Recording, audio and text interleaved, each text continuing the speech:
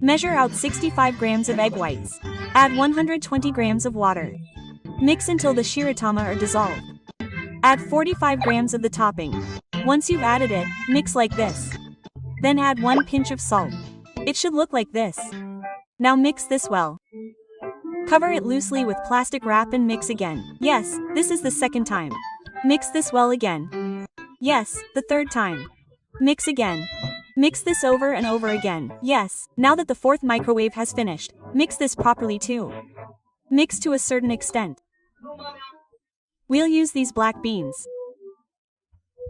So, we'll use about 45 grams of these black beans. Stretch the mochi like this.